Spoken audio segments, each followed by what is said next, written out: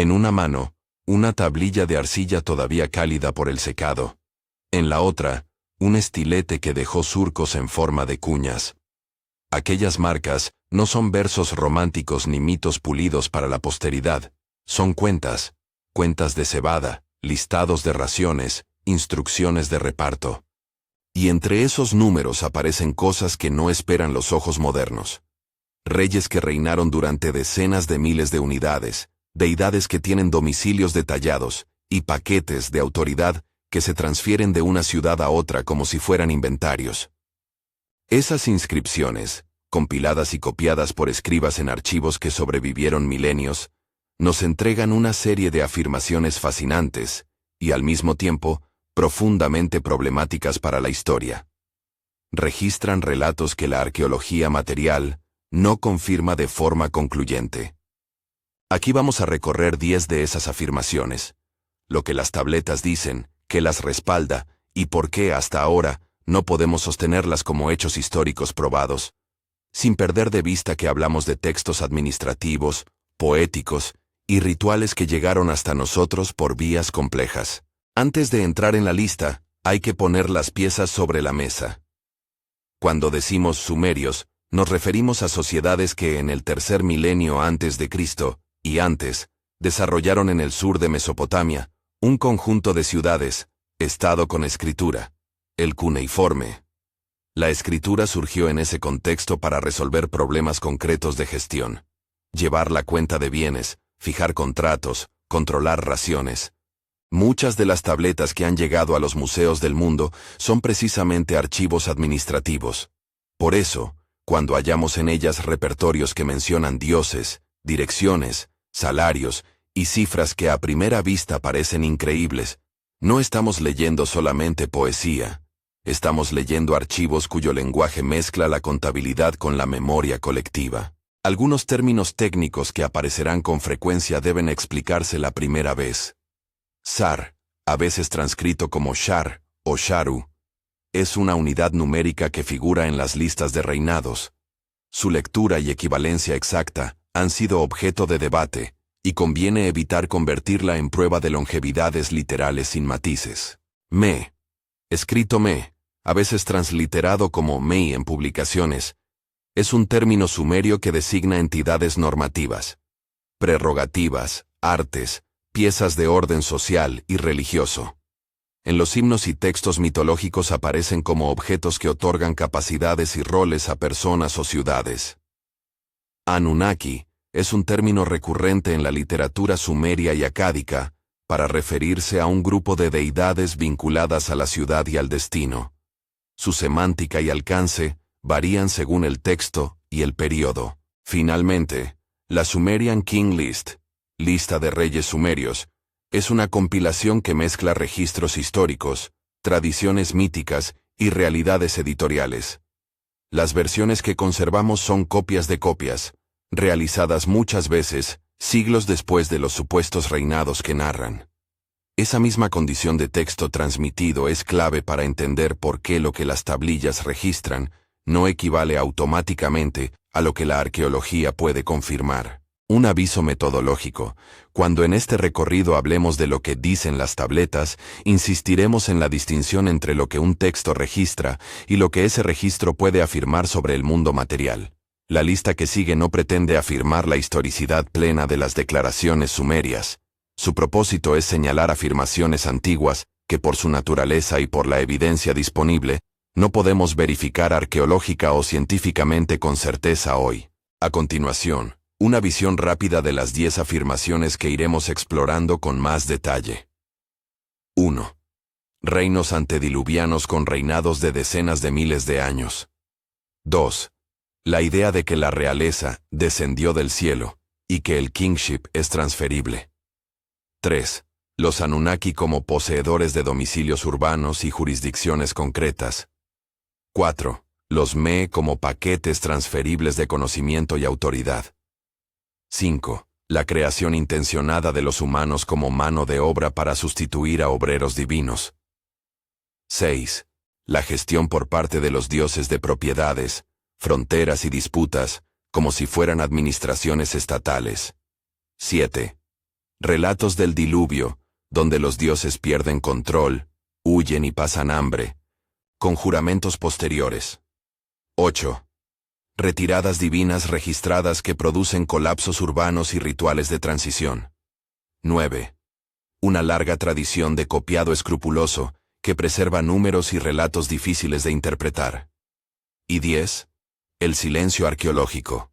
La ausencia de pruebas materiales que permitan confirmar o refutar de modo concluyente estas afirmaciones. Hoy, en esta primera entrega, nos sumergiremos en el paisaje textual y en los primeros 5 de esos enunciados.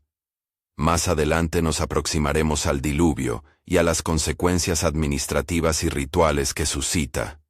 Puntos donde lo mítico y lo contable se entrecruzan de manera más explícita. Pero antes hay que entender las bases. Si esta clase de misterio histórico te interesa, dale like y comenta desde dónde nos escuchas. La afirmación 1. Reinos antediluvianos con reinados de decenas de miles de años. Las versiones conservadas de la Sumerian King List comienzan de forma rotunda. Antes del diluvio existieron reyes que gobernaron durante períodos que hoy chocan con cualquier cronología humana razonable. Nombres como Alulim y Alalengar aparecen asociados a cifras enormes. Los números en estas secciones se presentan con la misma fórmula numérica que los escribas utilizaban para otros cálculos. Ahí radica el desconcierto. No es un simple recurso literario, sino lo que los compiladores consideraron parte del registro. Sin embargo, hay al menos 3 puntos que obligan a la cautela al interpretar estas cifras. Primero, la unidad SAR que aparece en los registros no tiene, en este contexto, una equivalencia unívoca con años como los entendemos hoy. Algunos académicos han propuesto lecturas alternativas. Que SAR podría representar un ciclo astrológico, un término regido por un sistema sexagesimal que los copistas usaron por conveniencia, o incluso una agregación simbólica. Otros señalan que la lógica del texto puede ser teológica o legitimadora. Atribuir largos reinados a figuras primordiales sirve para otorgar profundidad y autoridad a un linaje. En segundo lugar, las versiones que nos han llegado son copias posteriores. La Sumerian King List que hoy consultamos incluye interpolaciones y ediciones que responden a necesidades políticas de épocas distintas a las que supuestamente relatan. Y tercero, si se quisiera demostrar arqueológicamente que hubo reinos humanos con reinados de decenas de miles de años, se requeriría evidencia extraordinaria. Estratos urbanos continuos sin discontinuidad por miles de generaciones, inscripciones contemporáneas que certifiquen sucesiones, o datos biológicos imposibles de sostener con la arqueología disponible. Ninguna de estas pruebas existe. Lo que nos queda, por tanto, es un registro textual que documenta la idea de longevidad extrema en un marco que puede ser mítico, ritual o político, pero que las arqueologías convencionales no corroboran. La afirmación 2. Kingship literalmente descendió del cielo y era transferible como un objeto. Los textos sumerios emplean fórmulas que describen la realeza como algo que llegó desde el cielo. En varias versiones se afirma que el kingship bajó a la tierra. Esa expresión ha sido leída de varias maneras. En una lectura simbólica y política, descender del cielo es una metáfora de legitimación. La autoridad real no es una conquista personal, sino un mandato que legitima al gobernante ante sus súbditos y rivales. En otra lectura, más literalista, se podría pensar en un ritual de entrega, un objeto, un cetro o una inscripción, que actúa como vehículo de investidura. La antigüedad sumeria, sin embargo, muestra una fuerte inclinación por combinar expresiones religiosas y procedimientos administrativos. La legitimidad de un rey podía consignarse en actas, sellos y ceremonias que sí se asemejan a la transferencia de un bien. Los himnos y las crónicas narran episodios en los que el kingship pasa de una ciudad a otra, casi como si fuera un título que puede ser trasladado. Para un historiador, la pregunta es qué evidencia material sostendría esa afirmación. Inscripciones contemporáneas que consignen la entrega de símbolos regios, listas de sacrificios vinculadas a la ceremonia, o sellos que acompañen documentos transferidos entre ciudades, podrían constituir pistas. Existen en efecto restos de sellos cilíndricos, y textos que atestiguan el uso de símbolos de autoridad. Pero eso no demuestra que la realeza fuera literalmente un objeto que se movía entre manos divinas y humanas, ni que su descenso desde el cielo fuera algún evento físico verificable. El relato conserva un sentido político. La transferencia de autoridad se concibe como algo que puede documentarse y legitimar por medio de archivos. De nuevo, el documento registra una concepción. No la convierte por sí mismo en evidencia incontrovertible de un fenómeno físico o sobrenatural. La afirmación 3. Los Anunnaki tenían ciudades específicas y domicilios administrativos. En las listas y en las inscripciones, los dioses aparecen asociados a lugares concretos. Eridu, Nippur, Uruk y otros centros son descritos como sedes de determinadas divinidades. Los templos, en la práctica, no eran solo espacios de culto. Funcionaban como centros económicos y administrativos. Los archivos de templos contienen listados de enseres, empleados, ofrendas y terrenos. Saltando del territorio de lo divino a lo burocrático, los textos tratan a los dioses como si tuvieran domicilios administrativos. El dios X posee campo Ite. El dios Z recibe raciones en la despensa del templo. Esa apariencia de domicilio reconfigura la imagen clásica de la divinidad como presencia inmaterial.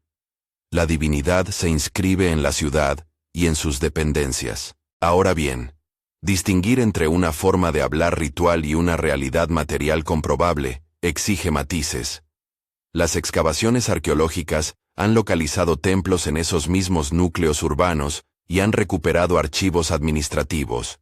Por tanto, sí hay correlación entre texto y espacio físico en términos generales. El punto crucial es que la tablilla que anota las direcciones del dios no prueba que existiera un habitante divino con domicilio físico. Prueba, en cambio, la institucionalización de la divinidad dentro de una economía humana. Es decir, la casa del dios es una oficina, un almacén para bienes consagrados, una estructura para la redistribución, y una figura en la memoria institucional. Para confirmar plenamente la afirmación de que los Anunnaki tenían domicilios como los de los mortales, haría falta una evidencia material que no se limite a la presencia de templos y archivos. Una prueba del tipo que hoy no sabemos definir científicamente para separar presencia ritual de presencia literal. En consecuencia, la afirmación existe en los textos y es verificable en cuanto a la existencia de templos y prácticas de culto, pero la lectura que la convierte en una presencia divina domiciliaria literal no es algo que la arqueología pueda confirmar. La afirmación 4. El concepto de me como paquetes transferibles de conocimiento y tecnología. Los me aparecen en textos como listados de prerrogativas, desde la realeza hasta la escritura, desde las técnicas de cornamenta hasta oficios sociales. En cuentos míticos, los me son otorgados, robados o trasladados, y su enumeración funciona como un inventario de lo que hace que la sociedad sea tal como es. La peculiaridad del me es que, en la lógica de esos textos, son entidades que se pueden detraer o asignar. Se comportan como objetos jurídicos o técnicos. Desde una óptica moderna, es tentador pensar en ellos como paquetes de conocimiento, protocolos, técnicas, normas administrativas, que pueden pasar de un grupo a otro. Para evaluar la confirmabilidad de esa idea, conviene separar el texto mitológico de evidencia material y etnográfica. Por un lado, la existencia de prácticas técnicas que se transmiten entre ciudades y familias se registra a través de inscripciones, listas de oficios y evidencias artefactuales, herramientas, patrones constructivos, estilos cerámicos. Por otro lado, la noción mitológica de un paquete que cambia de manos como un bien específico responde a la forma sumeria de conceptualizar la legitimidad y la transmisión social. Lo que sería necesario para confirmar literalmente la existencia de me como objetos transferibles sería un soporte material que representase de forma inequívoca esos paquetes, documentos administrativos con cláusulas de cesión, inscripciones que describan ceremonias de entrega de habilidades codificadas, y que pudieran ser conectados con cambios palpables en la tecnología o la organización social. Existen fragmentos que sugieren esta dinámica. textos que mencionan la entrega de Me a Inanna, por ejemplo. Pero no hay un análogo claro en el registro material que nos permita decir, aquí está el Me físico, igual que no hay un fósil de una idea. La capacidad de los escribas para listar Me es, sin duda, una forma de memoria institucional que nos habla de cómo los sumerios pensaban la transferencia del poder y de las técnicas. Reconocer eso es distinto de verificar la materialidad literal de cada Me. La afirmación 5. Humanos creados intencionalmente como reemplazo de mano de obra divina. Textos como Atrahasis y la versión conocida como Eridugénesis narran la creación de la humanidad con fines prácticos. Liberar a los dioses de trabajos pesados. En algunas versiones, la mezcla de arcilla con la sangre de un ser divino da lugar al primer ser humano, creado con la finalidad de cultivar, cargar y servir. Leído desde la óptica administrativa, ese motivo ofrece una explicación funcional. Los humanos aparecen como una solución para una necesidad de mano de obra. Esa lectura reubica la creación no en el terreno del origen sublime, sino en el de la organización económica. ¿Puede la arqueología confirmar que los sumerios entendieron la creación de esa manera y que esto tuvo consecuencias prácticas verificables?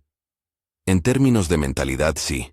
Los textos mitológicos expresan explícitamente ese esquema. En términos de hechos físicos, por ejemplo, cambios abruptos en la demografía sincronizados con la emergencia de prácticas de trabajo específicas, o la existencia de documentos que ordenen la creación de trabajadores, la evidencia es más indirecta.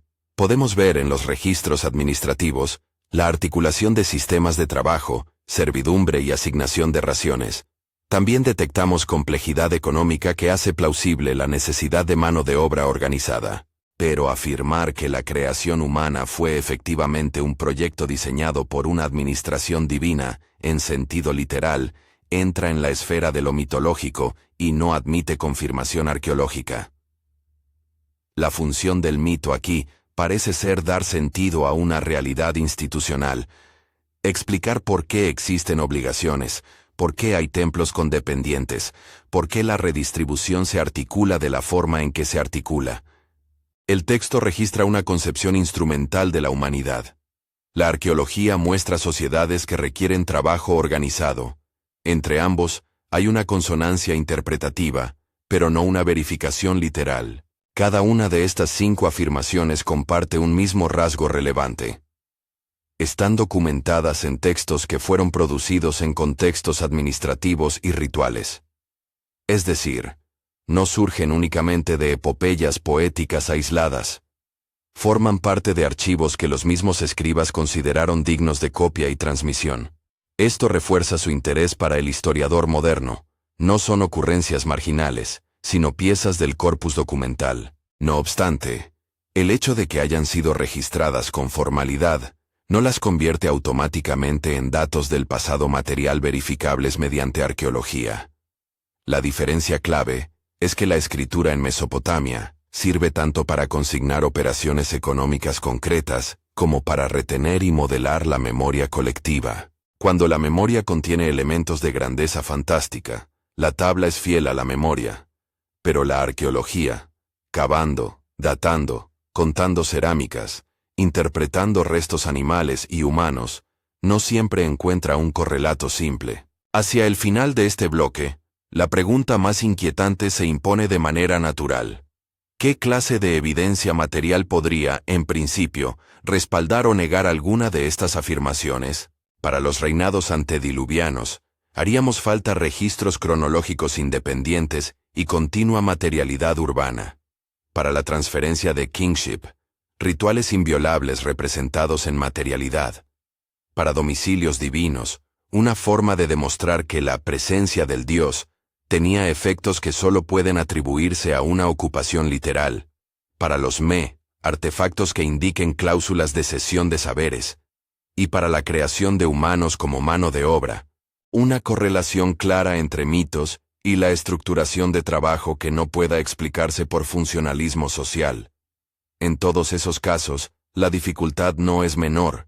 La ausencia de esa evidencia no prueba la falsedad de las afirmaciones sumerias, pero sí deja su historicidad en estado de incertidumbre. A medida que avanzamos, conviene recordar otro elemento que complicará más la historia.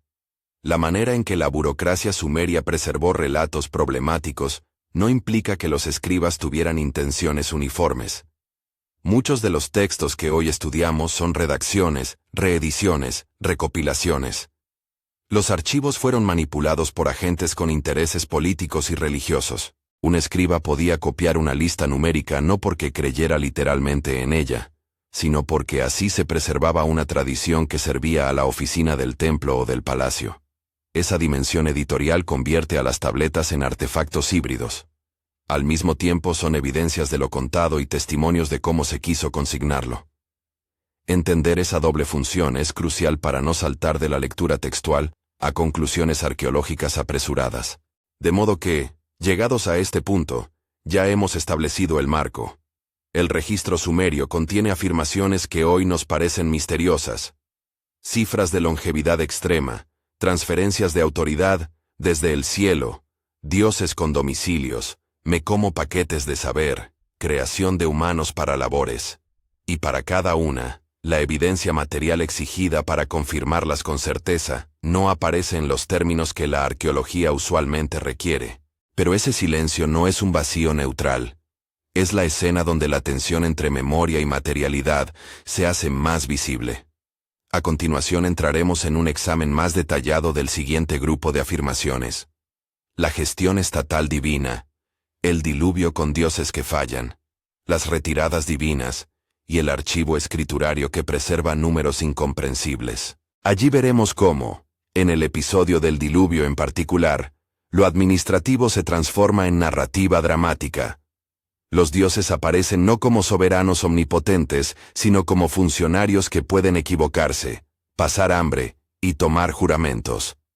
Ese cruce es el momento en que la tabla contable se parece, a la vez, a una acta y a una tragedia. El estudio de esos pasajes exige atención a la textura de los textos, a las variantes y a las posibles motivaciones políticas detrás de su transmisión. Es en esa intersección donde la arqueología encuentra su peor problema. El material calla sobre lo que, en el relato, es un colapso administrativo divino. Ahora, con las primeras 5 afirmaciones asentadas en su contexto técnico y conceptual, el trayecto nos lleva hacia textos donde la divinidad aparece en situación de crisis. Allí se han conservado pasajes que describen hambre entre los dioses, la huida de las deidades y juramentos como respuesta a la catástrofe. Esos relatos son a la vez poderosos y desconcertantes para el investigador moderno. ¿Cómo entiende una sociedad que sus dioses pueden fracasar? ¿Qué implicaciones tiene esto para la continuidad institucional? Y, sobre todo, ¿qué clase de evidencia material apoyaría una lectura literal de esos relatos? Son preguntas que requieren otro tipo de archivo, otra clase de lectura, y a ellas nos acercaremos en la siguiente sección, donde el diluvio será el eje que vincula mito, administración y arqueología. La afirmación 6. Los dioses gestionaban propiedades, fronteras y disputas como administraciones estatales. Aquí la palabra clave es la cotidianeidad administrativa. En cientos de tabletas el lenguaje que se usa para hablar de tierras, tributos, arrendamientos y herencias es el mismo que el que se usa cuando se trata de bienes del dios. Los textos conservados en contextos de templo, listas de campos, catastros, registros de raciones, contratos de trabajo, muestran que el templo funcionaba, efectivamente, como una entidad económica. Decir que los dioses gestionaban propiedades es entonces capturar una forma en la que la sociedad instituyó lo sagrado dentro de los procedimientos de la administración humana. Las fuentes que respaldan esta afirmación son múltiples y variadas. Archivos de templo de ciudades como Nippur y Uruk, con centenas de tabletas administrativas, himnos que describen la función de templos como centros de redistribución, y contratos sellados que especifican tierras pertenecientes a un santuario. En esos documentos, los bienes consagrados aparecen a nombre del dios. Parcelas, pastos, trabajadores asignados a la casa del dios. La práctica tenía efectos reales sobre la vida cotidiana. La redistribución de cereales, el mantenimiento de empleados rituales, el abastecimiento de ofrendas. Para evaluar su confirmabilidad, hay que separar dos niveles. En el primer nivel, el arqueólogo y el historiador sí pueden establecer con bastante solidez que los templos actuaban como unidades económicas. La presencia de almacenes, depósitos, escrituras de entrega y listados de raciones es materialmente detectable. Por tanto, la afirmación de que existía una gestión divina en sentido institucional, es decir, que la economía del templo se registraba y administraba, es verificable. En el segundo nivel, la afirmación de que los dioses actuaban como agentes personales que decidían sobre propiedades es teológica y simbólica. No es algo que la arqueología pueda confirmar. No hay un modo científico de probar que un dios, entendido como entidad sobrenatural, hubiera ejercido voluntad sobre una tierra. Lo que sí puede confirmarse es que los seres humanos organizaron la propiedad y la gestión mediante la figura del dios. La sutileza importa. Los textos nos dan evidencia de un procedimiento administrativo que personifica la autoridad divina. La materialidad confirma el procedimiento, no la agencia sobrenatural. Mini gancho. Cuando las cuentas del templo se vuelven juicios, la religión se convierte en ley escrita. La afirmación 7. Durante el diluvio, los dioses fallaron, huyeron y pasaron hambre, hicieron juramentos y promesas. Este es quizá el punto donde el cruce entre archivo y épica se vuelve más inquietante. En pasajes que aparecen en la tradición de Atrahasis, en el Eridu Génesis y en la 11ª tablilla de Gilgamesh, encontramos un conjunto de escenas sorprendentes. Los dioses quejándose del ruido humano, que buscan alivio, que llegan a cansarse del trabajo. La asamblea divina debatiendo la necesidad de medidas extremas. La decisión de enviar una inundación que casi aniquila la humanidad. La desesperación posterior, con dioses que pasan hambre, se lamentan y hacen juramentos para evitar repetir su error. En estas narraciones las deidades no actúan como seres omnipotentes fuera de la necesidad o el temor, sino como actores sometidos a condiciones, escasez, responsabilidad, consecuencias administrativas. Textualmente, estas escenas contienen formulaciones precisas, listas de quejas, decretos de la asamblea divina, oraciones de súplica entre dioses, y, en la parte que concierne a los juramentos, promesas registradas que marcan obligaciones futuras. El efecto es doble. Por un lado, el motivo dramático sirve para articular un castigo y una renovación del orden. Por otro, funciona como una escritura de responsabilidad. Si los dioses fallaron, dejaron constancia de su fallo y establecieron límites y juramentos que, en la acción humana, se traducirían en reformas rituales y legales. ¿Puede la arqueología confirmar literalmente que los dioses huyeron o pasaron hambre? No. Esas son experiencias de la esfera mítica. Lo que sí puede investigarse es el contexto material en torno a eventos catastróficos regionales, rupturas en la ocupación urbanística, depósitos aluviales y patrones de abandono que podrían corresponder a inundaciones locales. Aquí, sin embargo, nace la dificultad metodológica. Una inundación detectada por la geoarqueología no prueba la historicidad literal del relato mítico ni la dinámica exacta que describen las tabletas. Además, los textos mismos fueron copiados y reescritos en periodos posteriores.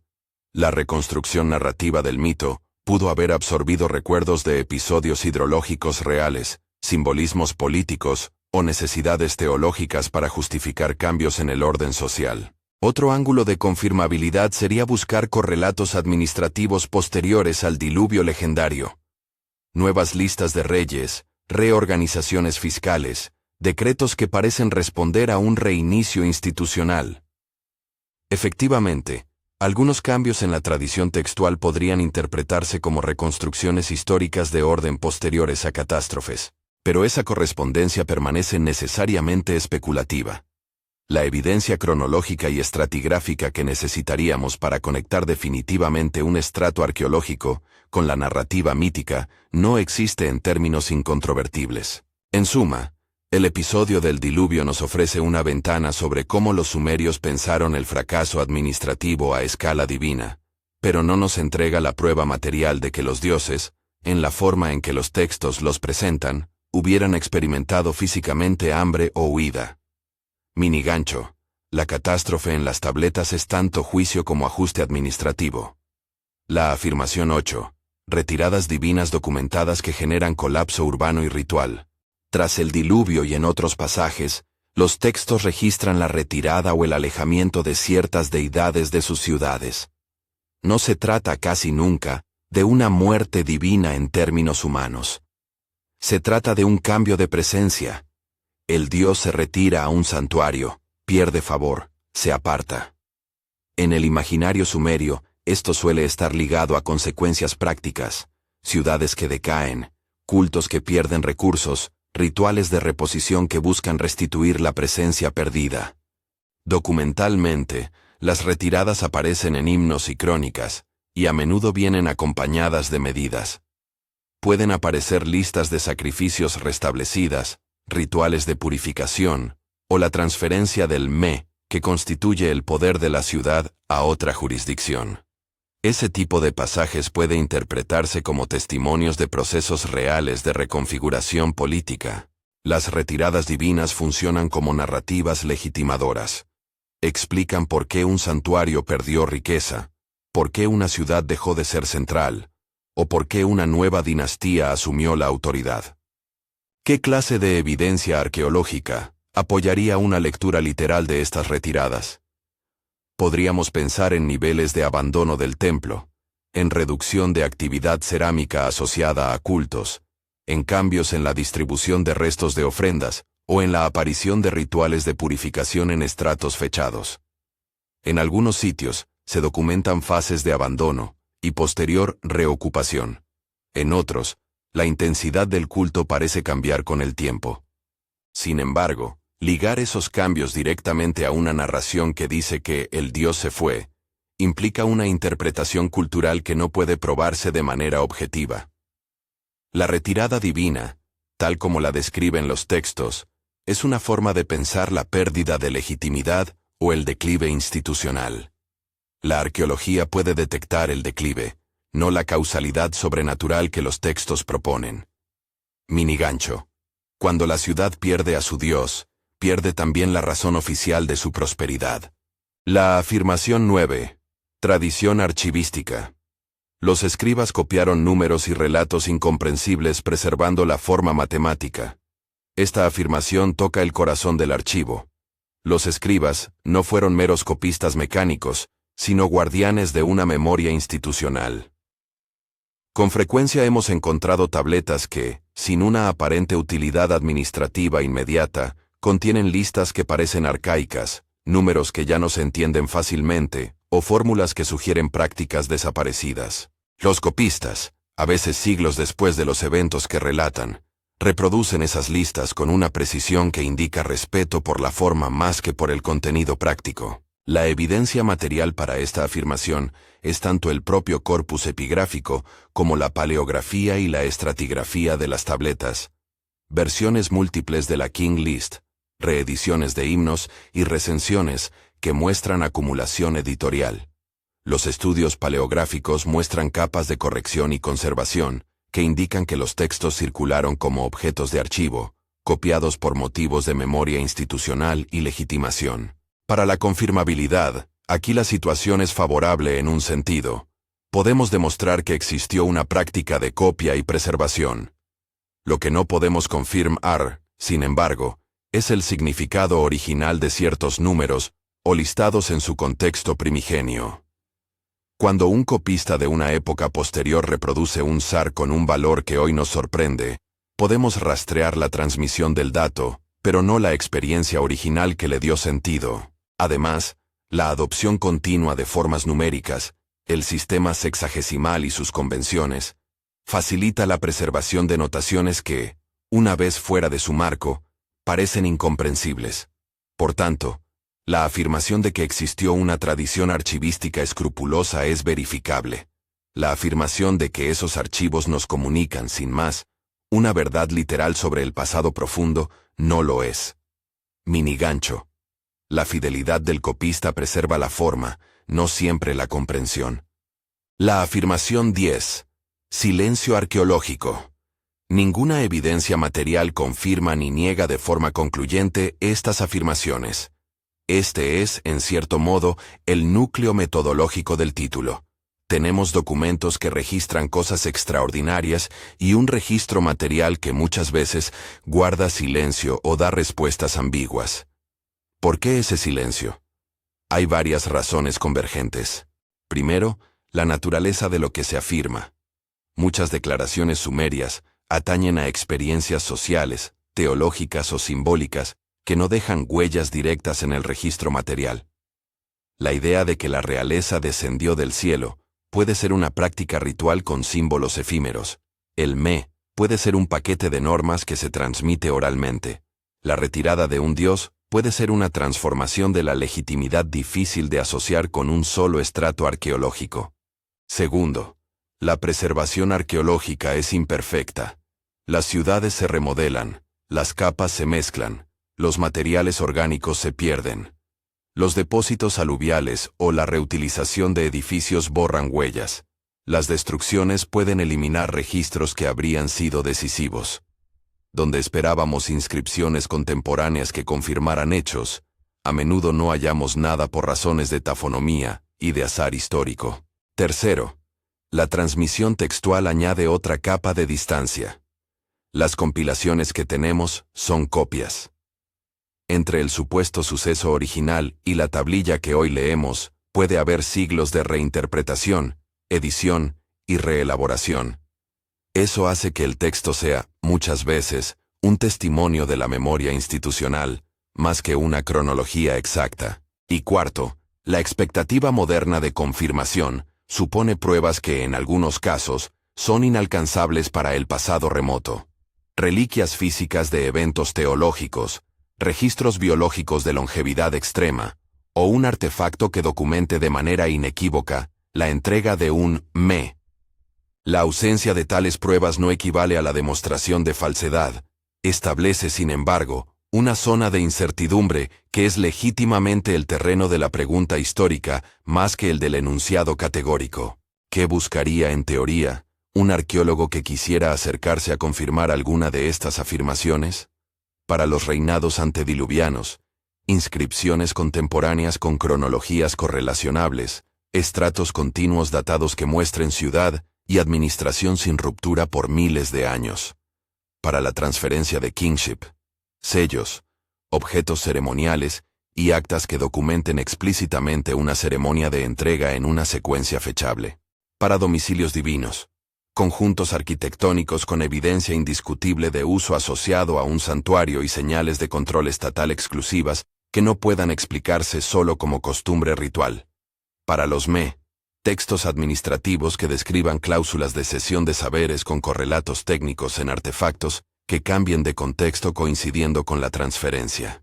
Para la narrativa del diluvio y las retiradas, capas paleohidrológicas, depósitos aluviales datados y cambios correlativos en la organización institucional. En todos los casos, la probabilidad de conseguir una prueba definitiva es extremadamente baja. Por ello, los especialistas prefieren trabajar con grados de plausibilidad y convergencia de pruebas, más que con certezas absolutas. Minigancho. El silencio de la Tierra no decide la verdad, pero delimita la pregunta. Clímax. El diluvio como acto administrativo fallido y lección institucional. Si hay una escena donde la mezcla de administración y mito llega a su máxima tensión, es la del diluvio. No es solo la catástrofe física lo que interesa, sino el cuadro moral y administrativo que se despliega. Una asamblea divina que convoca, que evalúa costos y beneficios, que resuelve, y luego sufre las consecuencias de la resolución.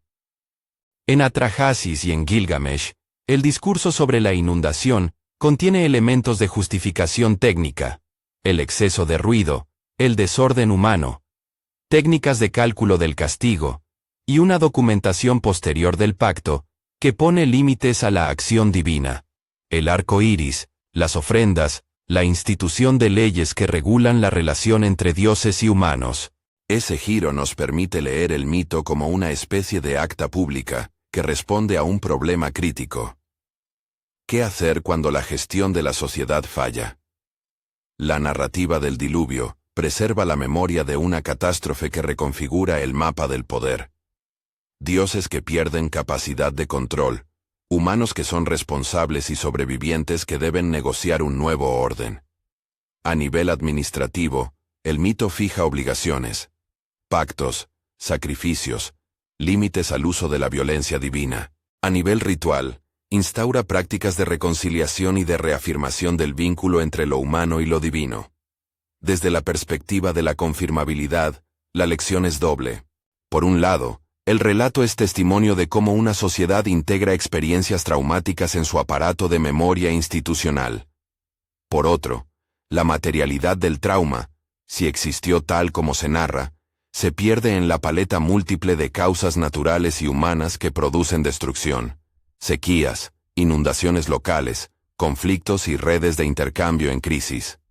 El diluvio se convierte así en un símbolo operativo para reconstruir legitimidad y para codificar nuevas prácticas administrativas. Cuando la catástrofe es recordada en archivos, deja de ser solo suceso y pasa a ser norma. Síntesis. Las 10 afirmaciones y su veredicto de confirmabilidad. Recapitulemos, brevemente y con cautela, cada una de las 10 afirmaciones y por qué su confirmación completa se nos escapa. 1. Reinos antediluvianos con reinados de decenas de miles de años. Registro textual claro. Interpretación numérica discutida. Falta de evidencia arqueológica extraordinaria que sostenga longevidades literales. 2. Kingship, descendió del cielo, y era transferible. Fórmulas textuales y rituales de legitimación documentadas. Pruebas materiales de rituales y símbolos, existen pero no prueban una descarga sobrenatural. 3. Anunnaki con domicilios administrativos. Templos y archivos verificables.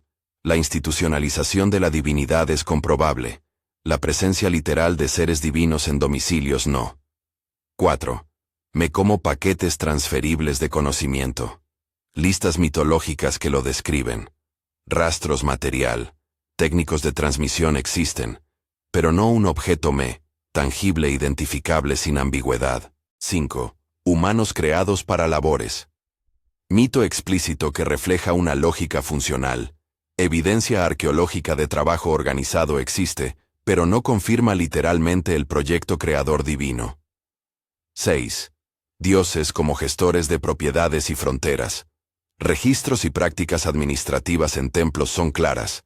La personificación divina como agente de decisión permanece en el plano simbólico. 7. Diluvio con dioses que fallan, huyen y pasan hambre. Narrativa rica y dramática. Correlatos paleoambientales y cambios institucionales posibles, pero no un vínculo probatorio directo. 8. Retiradas divinas que causan colapso urbano y ritual. Textos lo describen. Arqueología detecta declives urbanos, pero vincular causalidad sobrenatural textual es problemático. 9. Tradición archivística que preserva números incomprensibles. Muy verificable. Los copistas reprodujeron listas y cifras. El significado original de muchas entradas se perdió o se transformó. 10. Silencio arqueológico. Es real en muchos casos. Ausencia de evidencias que confirmen o refuten de forma concluyente las afirmaciones. Esa ausencia define una zona legítima de incertidumbre. Cierre reflexivo. ¿Qué hacer con el misterio? Llegados aquí conviene insistir en una doble conclusión metodológica. La primera es humilde. Los archivos sumerios nos ofrecen testimonios fascinantes de cómo una civilización primitiva pensó la legitimidad, la técnica y el poder. Esos testimonios son de un valor inestimable para comprender la cultura política y religiosa de Mesopotamia. La segunda es cautelosa. La arqueología y la epigrafía, juntas, nos permiten esbozar grados de plausibilidad, no juicios definitivos. Donde las tabletas registran lo extraordinario, la disciplina moderna ha de responder con preguntas precisas sobre qué tipo de evidencia sería relevante y cuál es la probabilidad de encontrarla. En términos prácticos, el diálogo entre texto y tierra, entre la tablilla y la faja de estratos, debe ser continuo y conservador. No por cerrar el misterio debemos inventar certezas, tampoco por la ausencia de confirmación debemos descartar el valor de los relatos. Los sumerios nos legaron una memoria institucional que, a veces, se expresa en números que hoy no entendemos. Esa memoria es una pista sobre cómo una cultura se explica a sí misma y mantiene su continuidad. Si la arqueología es muda en ciertos puntos, es porque el pasado tiene modos de producir evidencia que no siempre coinciden con nuestras expectativas. Pregunta final abierta para el espectador. ¿Preferimos imaginar estas afirmaciones como mitos que explican el mundo o como indicios de realidades materiales perdidas? La respuesta, para un historiador riguroso, es: ambas cosas pueden ser verdaderas en diferentes grados. Los mitos articulan sentidos sociales. Los textos registran esa articulación. La Tierra quizás conserve señales, quizá no. La tensión entre memoria y materialidad es, al cabo, el motor de la investigación.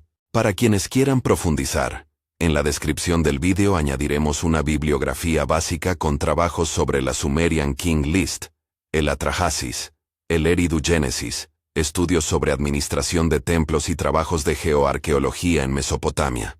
Esos textos no resuelven el misterio, pero ofrecen herramientas para juzgar las fuentes y entender los debates académicos. Si este tipo de investigaciones te intriga, suscríbete al canal para ver más episodios sobre misterios antiguos y comparte este vídeo con alguien que disfrute de la historia enigmática.